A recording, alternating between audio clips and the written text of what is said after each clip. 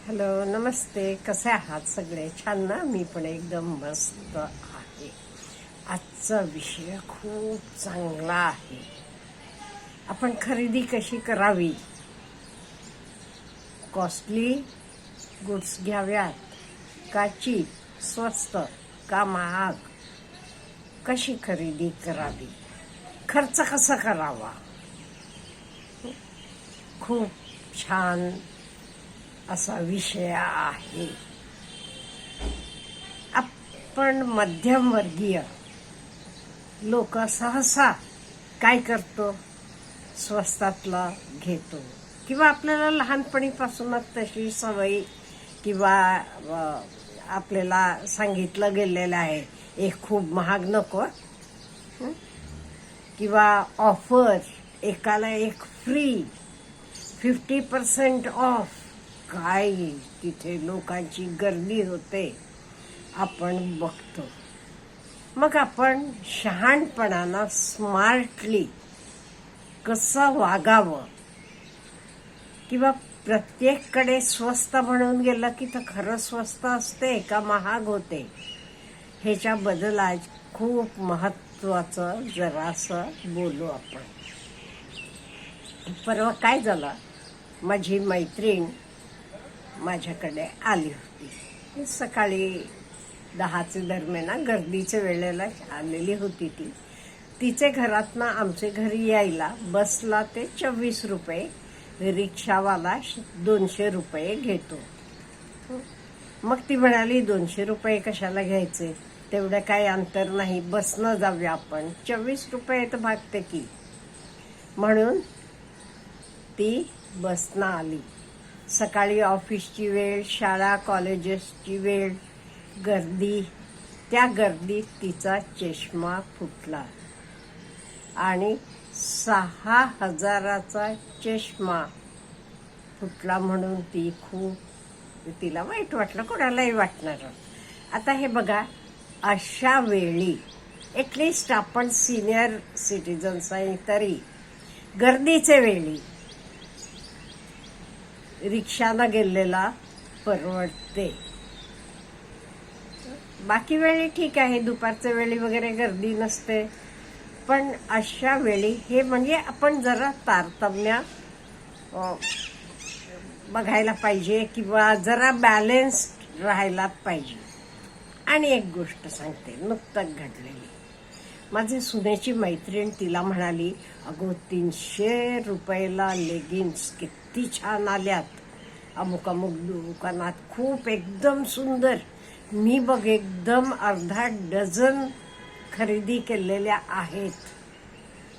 मग ती गेल्यावर आमची सुनबाई मला म्हणाली, खूप छान आल्या ताई. मी म्हटलं, पण एकदम अर्धा डझन वगैरे घ्यायला जाऊ नकोस, आधी एक घे आणि वापरती, मग कसं त्याचा तुला उपयोग होतो बघ.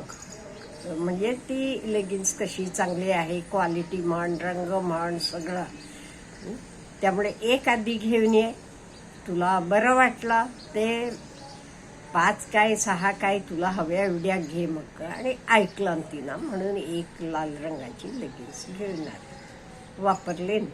दुसऱ्या दिवशी धुवून झाल्यावर बघितलं की तिनं तिचे लेगिन्स बरोबर आमच्या नातीचा 1,500चा फ्रॉक पण भिजवला होता वाटते. 1,500चे ते फ्रॉकला सगळीकडे रंग लागलेला, परत काहीतरी कोणी घालणार नाही एवढा तो फ्रॉक रंग लागून घाण झाला होता. मग बघा, इथे स्वस्तात पडलं का महागात पडलं. 300 रुपये वाचवले, बाहेर 600ला मिळते तर 300ला मिळते 50% ऑफ म्हणून. पण इथे 1,500चा फ्रॉक गेलं, त्याचं काय. त्यामुळे अशा वेळी आपण जरा बॅलन्स करून, विचार करून खरेदी करावी. आणि किंवा कधी कधी छोट्या छोट्या गोष्टींसाठी काटकसर करायची नाही. तर पण एक एक्झाम्पल सांगते. आता पिझ्झा 600 रुपयाला मिळतो आपल्याला. त्याला वर ते टॉपिंग्स त्याला 60 रुपये घेतात. आता तुम्ही ते 60 रुपये वाचवायला नुसतं पिझ्झा घेऊन खाल्लात की चव लागेल का? नाही. तर 60 रुपयाचं टॉपिंग्स घातल्यावर तुम्हाला जास्त चविष्ट वाटेल.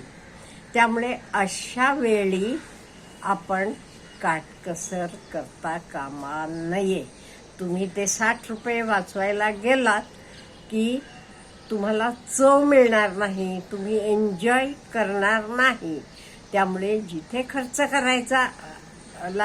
करायला पाहिजे तिथे आपण खर्च करायला पाहिजे, नाही ते नुकसान होते.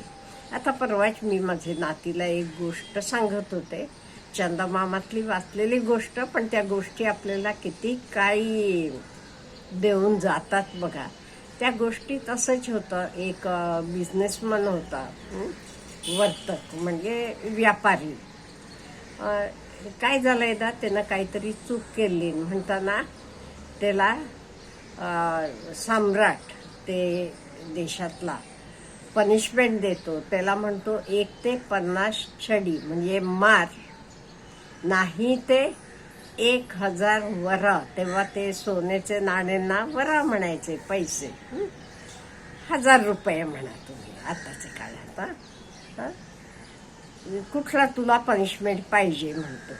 तू 1 ते पनिशमेंट भरतोस 1000 वरा. वरा म्हणजे सोन्याची नाणी होती ऍक्च्युअली ती, त्याला वरा म्हणत होते. आता आपण 1000 रुपये म्हणून घ्या. तू 1000 रुपये भरशील पनिशमेंट म्हणून का 50 छड्या खाशील?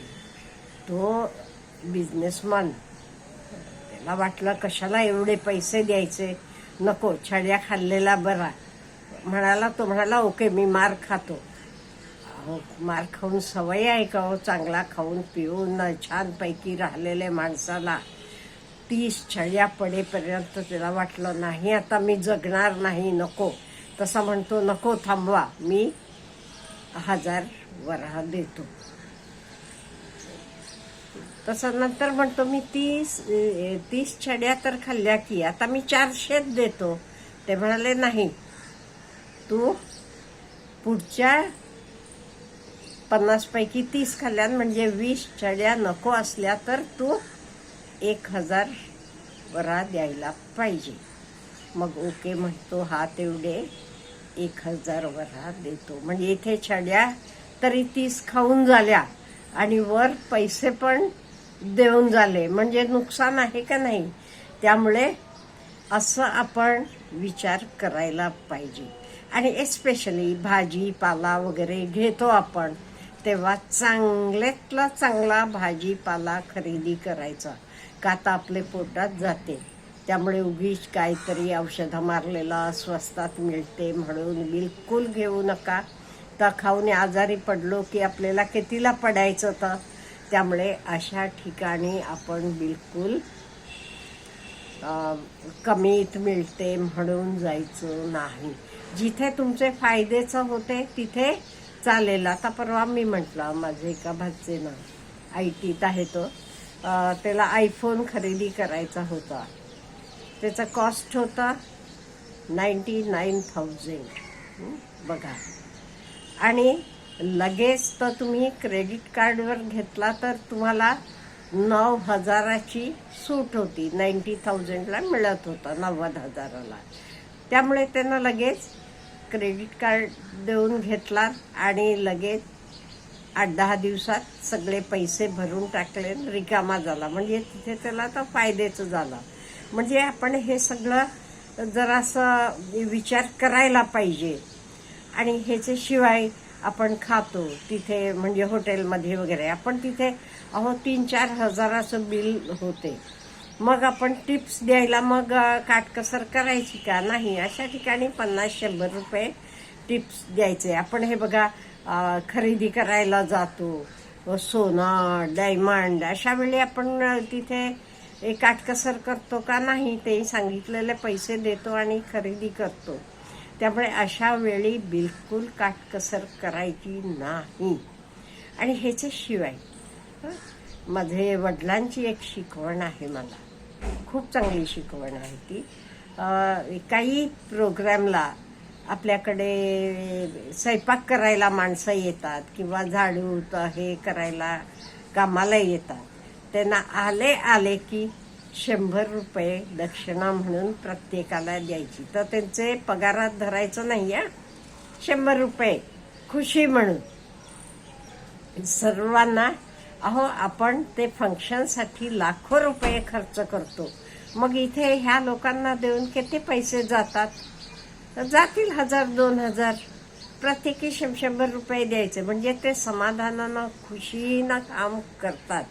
त्यामुळे अशा वेळी आपण खर्च करायला काहीही पुढे मागे बघायचं नाही.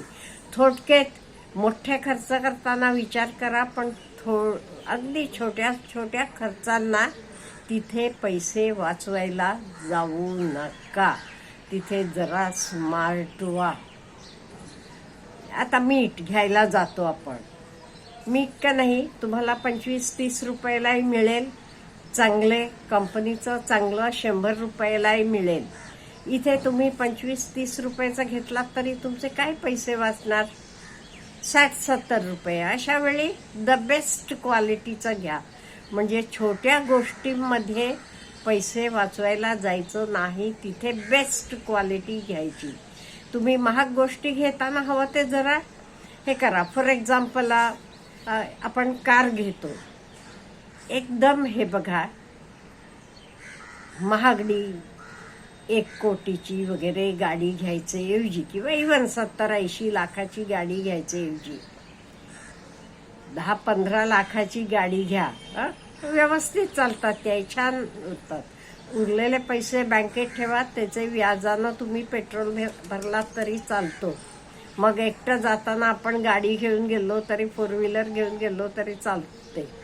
त्यामुळे जिथे वाचवायला पाहिजे तिथे आपण पैसे वाचवायचे, तिथे खर्च करायला पाहिजे तिथे खर्च, म्हणजे आपण बॅलन्स साधायला पाहिजे. आणि विथ बॅलन्स आपण खर्च करायला पाहिजे. का म्हणजे अगदी चीप थिंग्स म्हणून गेलो तर कित्येक वेळेला आपलं कॉस्टली मिस्टेक होऊ शकते. आपल्याला काय म्हणायचं आहे ह्याच्याविषयी?